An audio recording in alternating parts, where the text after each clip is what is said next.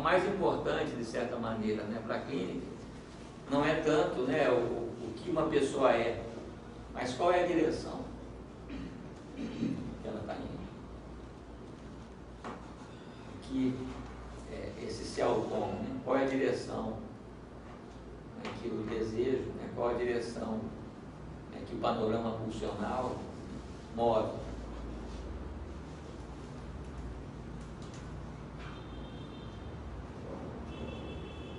Então, dentro dessa perspectiva, se a gente pegar, por exemplo, né,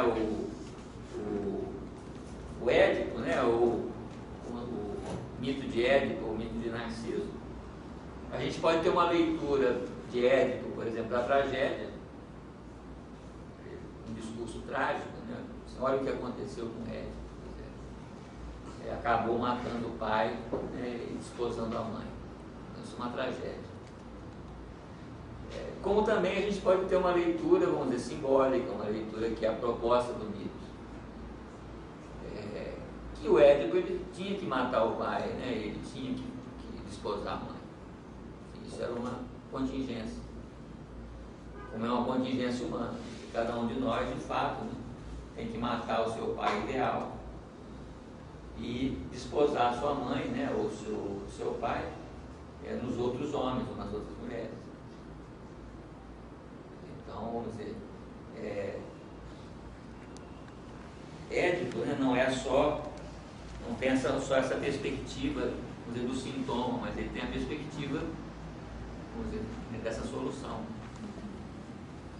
daquilo que como a Jocasta, né, falou para Édipo, quando Édipo se desespera, né, quando ele foi avisado ali pelo Tiresias a respeito da situação dele, que a Jocasta falou, né, mas que homem, né, ele já não fez isso? Você fez. O que não adiantou muito. Intervenção, como toda mãe, né, assim, ela tentou uma saída honrosa. Esse é meu filho, o problema não é seu, é dos outros. São suas companhias. Isso no fundo é bom. É como acontece com Narciso também. Narciso, por um lado, apresenta essa posição trágica, né, do mito, da tragédia de Narciso, aí vindo, né, como o Aedo disse, né, finalizar, né, você vai terminar, né, quando você se conhecer. Só que o que acontece com o Narciso, né? Quer dizer, aonde que ele se conhece? Quando ele encontra o pai. Porque ele era filho de um rio, do Césio. E ele se encontra na água, ali no lago. Então tem um encontro com o pai. A gente diz, né, claro que quando é que o narcisismo ele acaba, né? Quando se dá esse encontro com o pai. Você constrói então uma identidade, uma identificação com o pai. O que é que morre, né? É o narcisismo. O narciso morre. Para a entrada numa nova ordem, que seria a ordem da castração. Portanto, aquilo que acontece com o Narciso também é um processo, vamos dizer, de cura, né, que deve acontecer, né, que precisa acontecer.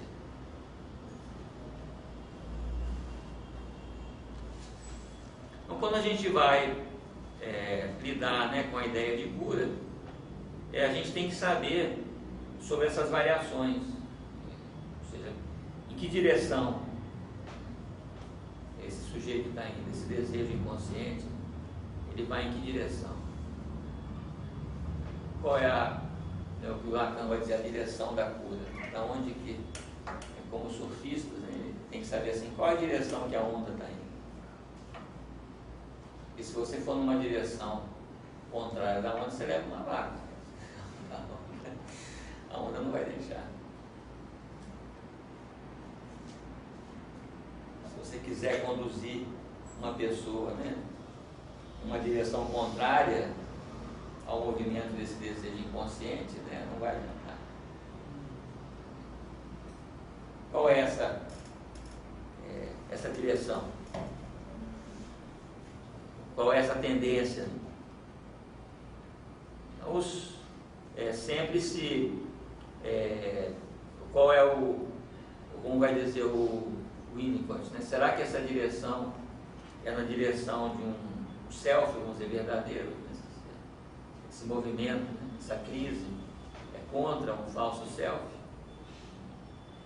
Ou é contra, vamos dizer, alguns segredos, né, de ancestrais e arquétipos, né, dentro do sujeito, como vai dizer o Jung?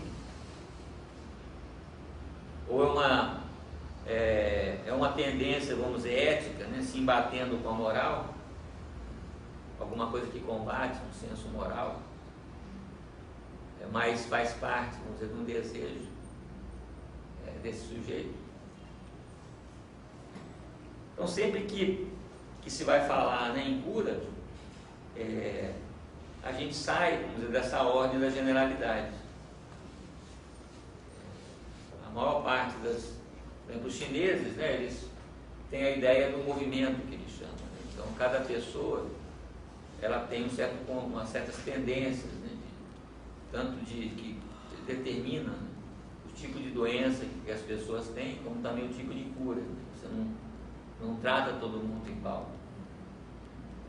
Como os sumérios, né, eles vão dizer dos signos. Então você tem ali os signos, né, 12 signos. Então são diferentes possibilidades de ser, portanto, de intervenção. Como para a gente, né, a gente tem vários arranjos libidinais, pulsionais. Portanto, não dá, né, para você tratar as pessoas de uma maneira genérica. Não tem um tratamento só, dependendo daquilo que se agita, né, dentro de uma pessoa. E o Jung, por exemplo, ele diz uma coisa, né, bastante interessante sobre essa posição do curador, que ele diz que a principal cura, vamos dizer, né, num processo terapêutico, é do curador. Então, quem está, vamos dizer, em tratamento é sempre o analista, sempre o curador.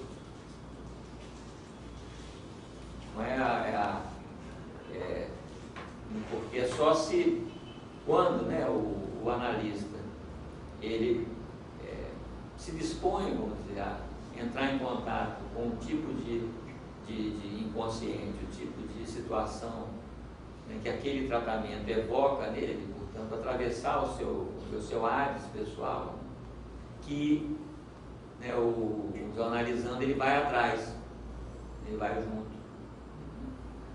Mas o analista ele tem que ir na frente. Você não consegue convencer uma pessoa, né, a encarar o inconsciente dela se você não encara o seu. Então há sempre essa questão, numa clínica, assim, por que essa pessoa me procurou? Né? Por que essa pessoa e não outra? Por que eu e não outra? Por que desse encontro? O que é que isso, vamos dizer, aciona? Então esse procedimento, ele é também um risco para cada um de nós. Tanto o analista, ele também, vamos dizer, ele não está só, vamos dizer, conduzindo a cura, como alguém que está de fora do problema. Mas ele conduz a cura na medida do seu próprio processo. Vamos dizer, na frente, né? Ali o analisando, ele vai atrás. Ou não vai. Fica.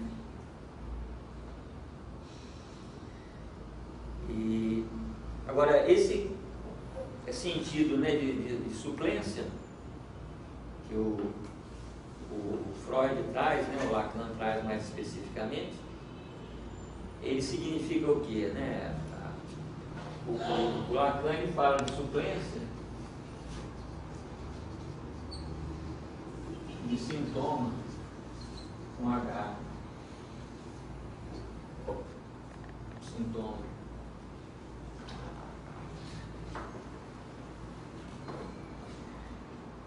Então, uma primeira perspectiva da suplência, a gente diz que ela é uma pacificação do gozo.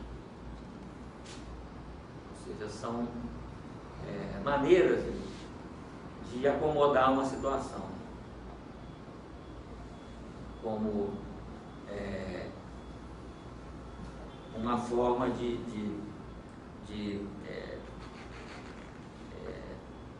diminuir, vamos dizer, os danos, ou de, através de nas situações, por exemplo, de adicções, né, ou de psicoses, onde a gente cria, vamos dizer, isso que a gente chama uma pacificação do gozo. Ou seja, a pessoa, se ela consegue desenvolver ali algum trabalho, ou consegue desenvolver alguma atividade, pacificaria, né, a pressão desse gozo excessivo que rompe, vamos dizer, numa adicção ou numa psicose. Portanto, uma primeira aproximação desse conceito de suplência se liga a essa certa acomodação.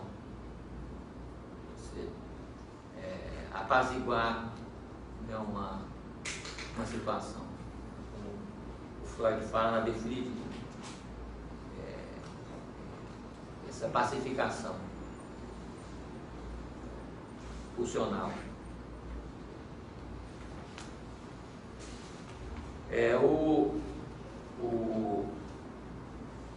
O suplente, né? O que é o suplente quando a gente diz um suplente? O suplente é aquele que ocupa o lugar de uma pessoa ausente. Portanto, a suplência é aquilo que aparece no lugar de alguma coisa que está ausente, que não compareceu. Então ela vem, né, a se constituir no lugar de uma falta. Que o Lacan vai dizer que essa falta é basicamente o nome do pai. Portanto, naquilo que amarraria o simbólico com o real, impedindo, né, que haja uma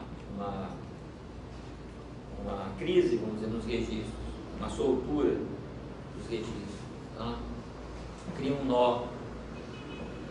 Essa suplência significa um quarto elemento que vem dar mais consistência, né, ali aos registros, aonde existe uma ameaça, né, de disjunção, de separação. O Lacan vai dizer lá no Joyce, né, principalmente no Ulisses do Joyce, como é que o Joyce, através da escritura, né, através da escrita, através da literatura, ele evitou, vamos dizer, uma psicose, uma crise. Então ele escreve, vamos dizer, para não enlouquecer. Então essa suplência, né, ela pode aparecer nesses pontos, onde a gente faz alguma coisa para não enlouquecer. Pode aparecer, por exemplo, né, que o Freud vai chamar, né, a cura pelo amor, né, numa relação amorosa, ou algum tipo de trabalho, uma atividade, um trabalho qualquer,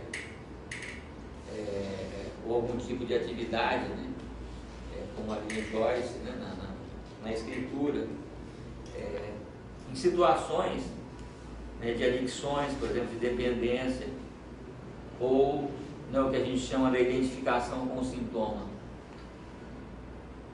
Uma pessoa vai dizer, não, mas eu sou histérico mesmo, eu sou assim, eu sou obsessivo, né, eu sou homossexual, eu sou isso. Então, esse congelamento, vamos dizer, ali, da situação, que serve para evitar uma crise, onde esse procedimento ele evita que você continue inspecionando. Agora, como é que a gente sabe, né, que se trata, vamos dizer, desse sintoma com TH, né, ou de uma suplência? É porque se você remove, né, aparece a crise. E a crise está embaixo, né, da suplência do sintoma. Então, se essa situação, né, ela se torna ameaçada, a gente entra nesse processo da crise. Podem ser desfechos possíveis da suplência. Então ela vem criar esse tipo de amarramento que a gente chama de uma economia do gozo, possibilitando, né, que uma pessoa, né, ela evite uma crise até certo ponto. Só que também é uma coagulação do processo.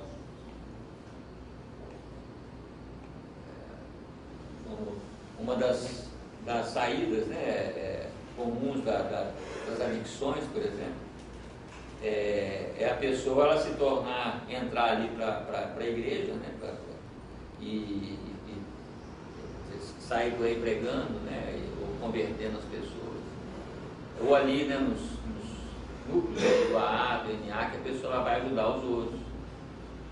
Então é um tipo de suplência, é um tipo de solução que, por um lado, evita a crise, e por outro evita a angústia, dando uma certa solução de danos, uma minoração de danos. É só que você vê que se você mexer nisso, né, o prédio desaba. Ela só... Agora, o que ela supre, né? O que a suplência supre? Ela supre o que a gente poderia dizer, né, essa função simbólica, né, que seria o nome do pai, que não se constituiu adequadamente, como deveria. Então é um substituto, vamos dizer, né, um suplente, que vai ocupar, né, uma função que não foi feita adequadamente.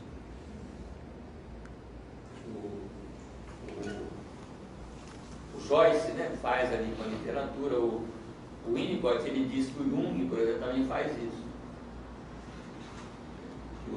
O Winnicott, ele diz que o Jung, né, é um caso de psicose bem resolvido. Então ele assim, levou bem a sua psicose. Se você vê ali algumas obras dele, né, elas são meio delirantes, assim, alguns pontos, né, como o da Melanie Klein também, né, tem umas partes bem delirantes. O próprio Freud, né, tem umas partes que você vê que ele estava usando cocaína ali, para chegar naqueles pontos. É uma coisa meio assim, de suplência. Ele estava montado em alguma crise ali quando ele estava fazendo aquilo. Então essa suplência, ela visa coagular uma crise, atando, vamos dizer, né, esses registros. Então essa identificação com o sintoma, né, que é uma solução, de certa maneira, equivocada da clínica. O que é identificação com o sintoma? É a pessoa ela se colocar, vamos dizer, nesse lugar de suplência, assumindo, vamos dizer, o diagnóstico como sendo uma solução. De tal maneira, né, que a pessoa ela coagula, vamos dizer, as possibilidades desse devir acionado pelo inconsciente. Você se contenta com a identificação com o sintoma. Você saber qual o seu diagnóstico fosse uma solução ali para o desejo. Então as questões que eu tinha para colocar seriam mais ou menos essas. Não sei se vocês querem discutir alguma coisa. O desejo é uma suplência? Vamos derivar da falta. O desejo é uma suplência. É uma suplência. Mas há de haver uma distinção. À medida que ele pode conduzir esse devir, e a suplência parece também uma correlação, uma paradigma. Porque ele é suplência dessa irrupção pulsional. Que, como a gente diz, né, o desejo, ele representa, né, ele comporta a resistência, né, a perda ou a falta que instaurou ele. Então, ele coagula essa situação que deu origem a ele. Ele fala dessa ruptura. Então, em vez de você entrar na ruptura, você vai na direção sugerida pelo desejo. O desejo era também uma economia da angústia. Aquele real, vamos dizer, que se insurgiu e rompeu, vamos dizer, de certa maneira. Então o desejo, de certa maneira, ele acalma, na medida que ele apresenta um objeto, ele apresenta um percurso. Então ele tira ali essa ruptura.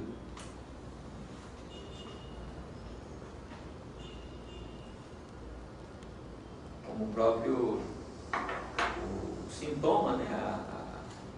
Também ele é uma suplência. Ele economiza uma angústia. Em vez, né, de você percorrer, vamos dizer, essa abertura, a pessoa se apega ao sintoma, né? Se contenta com o sintoma.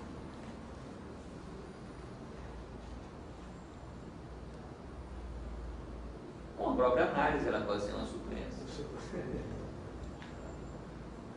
Mas eu faço análise. É como se isso já fosse, né, uma solução. Já tivesse resolvido.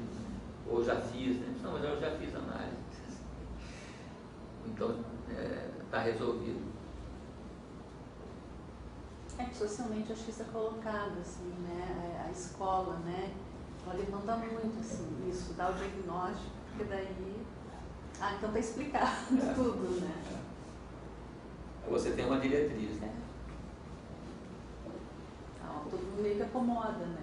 A família, a escola, e o sujeito reproduz isso. Porque a escola, ela vem exatamente nessa suplência, né? Você vai no lugar da vida, né? A escola. Como se a escola fosse resolver a vida. Você apresentar soluções, né, que a vida estaria demandando. Se você for na escola, você vai saber o que fazer com a sua vida. Você vai encontrar ali uma solução. Você falou um momento atrás aí sobre a suplência como em decorrência de uma não efetivação no mundo pai. Foi isso? Mas será, enfim, eu ponho em questão para a gente conversar, será que nós podemos pensar a suplência como os próprios exemplos que você deu aqui, que você partilhou, será que a gente pode pensar a suplência em decorrência de uma nunca exata efetivação no mundo pai? Porque essas, quando está falando da escola, né, ou do desejo, são também formas de suplência. Sim. Cada um de nós temos, vamos dizer, as nossas suplências, ou seja, coisas, né, ou atividades que a gente faz para não entrar em crise. O trabalho, a vida afetiva, né? os amigos, né? Enfim, coisas que vamos dizer, apaziguam esse gozo. Porque, como você falou, né? Essa regência ela nunca é definitiva. Não há uma segurança. Não há uma segurança. Em termos lacanianos, um enodamento perfeito, né? Do RSI. Não poderia ter um pai perfeito. É sempre precário, né? É próprio do pai não ser perfeito. O que é perfeito é assim, não pai. Seu pai introduz a imperfeição. A quebra, vamos dizer, dessa dualidade, onde supostamente residiria uma perfeição. Interessante, isso me fez pensar na apropriação que Freud fez, por exemplo, do falo. Se a gente for pensar no falo na dimensão imaginária, né, como o pênis, por exemplo, enfim, o falo não é pênis, já estava apontado em Freud, mas se a gente for tomar o pênis nesse símbolo imaginário, ele é precário, né? O pênis não está ereto. Extremamente precário. Extremamente precário, né? Qualquer coisa, qualquer fala, de repente, ou uma situação que vem à revelia, ele brocha. Então é interessante essa apropriação, né, de Freud, ao contrário assim, do que muitos segmentos aí, por exemplo, o feminismo pensa, né, de um falocentrismo na psicanálise, não se trata disso. Muito pelo contrário. Porque a invenção do falo, né, o reconhecimento da precariedade, você falou do pênis. Sim. Então, a sociedade, né, falocêntrica, ela reconhece, né, a introdução do poder, né, ligado ao falo, atesta, né, a impotência, né, do pênis, do falo.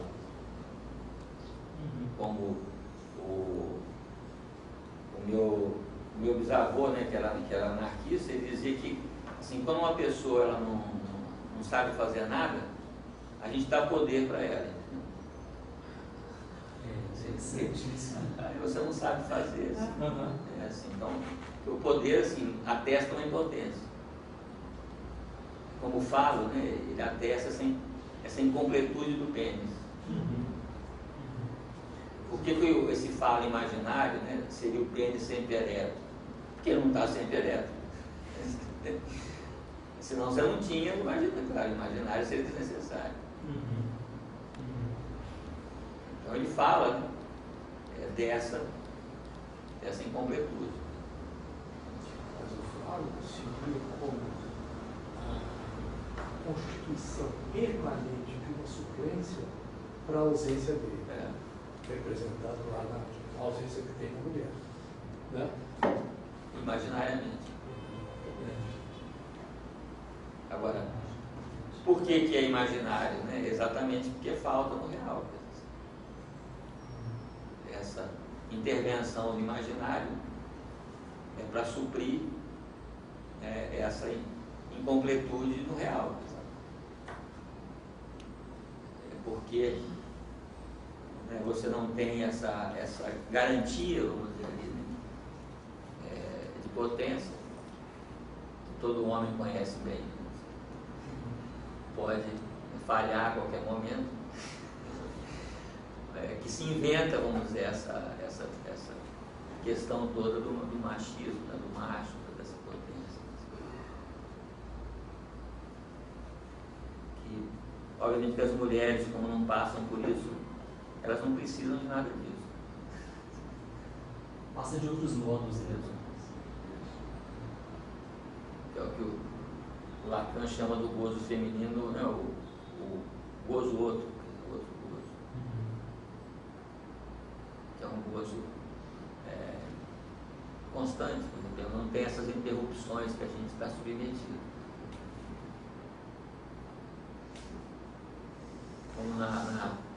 Como teve aquela discussão do Zeus, né, com a Hera, que eles estavam discutindo quem que tinha mais prazer, assim, o homem ou a mulher. E eles não chegavam a uma conclusão. Os Zeus diziam que eram os homens e a Hera dizia que eram as mulheres. Aí só vamos perguntar para o Tiresias, porque o Tiresias ele tinha sido castigado numa época, ele tinha ficado 7 anos como mulher. Aí foram perguntar para o Tiresias, né? Tiresias, você já foi homem, já foi mulher? Quem é que tem mais prazer, homem ou mulher? Aí o Tiresias, claro que é a mulher. Aí o Zeus ficou puto, pô, você... Não, você é homem também, você está traindo a causa, assim. Você diz assim, né, com a maior simplicidade que são as mulheres. Aí o Tiresias disse, mas é porque o homem, né, quando ele goza, aí acaba, por ali. Você gozou, acabou para você. Agora a mulher não, entendeu? Ela fica grávida, depois ela tem filhos, ela cuida do filho, tem neto, não, essa coisa não acaba. Não tem essa, vamos dizer, essa interrupção. Pensei que era... É porque quando ele brocha, né, o homem brocha, aí a mulher ainda goza dele. Né? É mais a É mais engraçado. Mais engraçado. Aí fica o gozo. Isso, é o outro. Né? Goza no outro. Gozo no outro. Você falou em budismo e eu não entendi muito bem o que você falou em budismo, mas sobretudo me impressionou a confusão entre sofrimento e felicidade. Você falou do budismo. Como é que vem isso? É porque, por exemplo, a coisa que a gente chama do estresse, por exemplo. Por que as pessoas se estressam? Porque você tem que ter supostamente de trabalhar muito em busca da felicidade. Mas isso já é um sofrimento.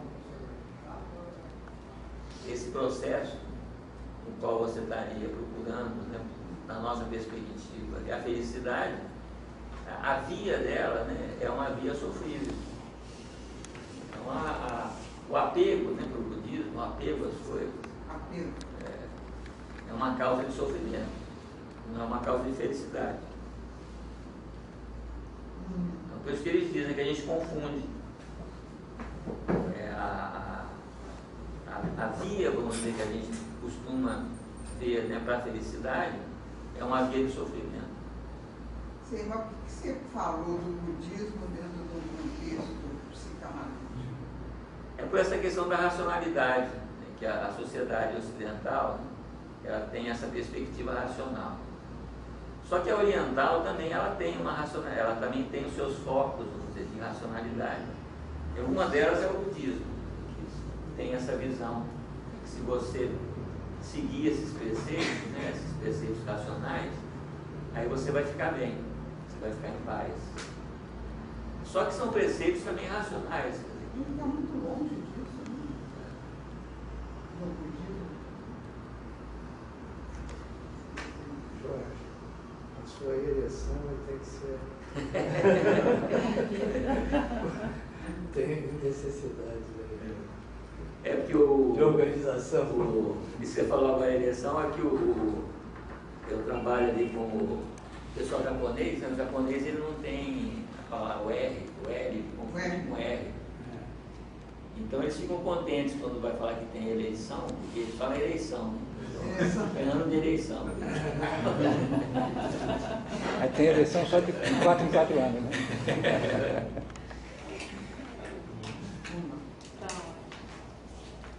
Tá bom, vocês todos estão convidados para a próxima tarde polêmica, que vai ser em 3 de junho. Agora nós vamos ter, seria daqui a 15 dias, mas nós vamos ter a nossa jornada aqui do EBEC. Tá ótimo. Obrigada. Obrigado.